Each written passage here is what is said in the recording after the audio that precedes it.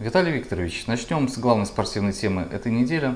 Можете приоткрыть завесу тайны, как проходило обсуждение и принятие решения о переносе чемпионата мира по хоккею с мячом в Сыктывкаре на 2022 год? Наверняка учитывалось мнение принимающей стороны, а может быть, республика предлагала какие-то даты? Ну, конечно, мы хотели провести в столетие республики чемпионат мира, бесспорно. Хотелось порадовать зрителей именно в этот год. Но также, консультируясь на еженедельной основе с Международной федерацией, с Борисом Ивановичем Скрынником, я общался, я понимал, что пандемия нам однозначно помешает. Честно говоря, уже понимание было фактически 90%. Он подводил нас к этому.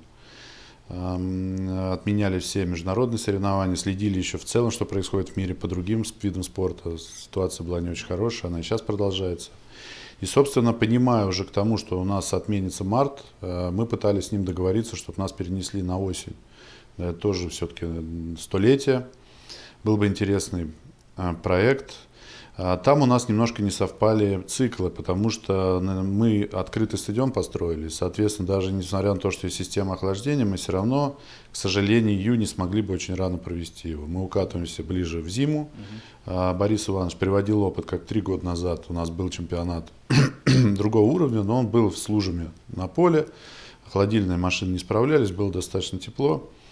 И он просил нас все-таки перестраховаться и перенести на год, на следующую весну.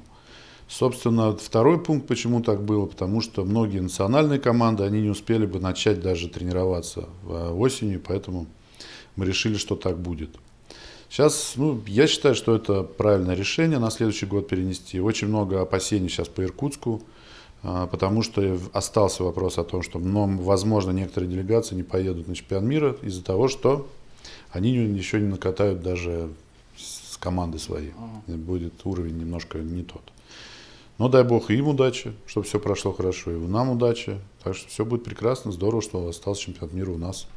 Планируете съездить в Иркутск, посмотреть, как все там проходит? Обязательно. Нужно ехать, смотреть, подчеркнуть что-то новое, хотя я уже опытный. Я думаю, даже больше не для себя, а для сотрудников, которые сейчас работают на чемпионате мира. Работа продолжается. Честно говоря, я тоже выдохнул, что у нас есть больше времени, потому что нам нужно сделать его более красивым, интересным, уйти от формализации.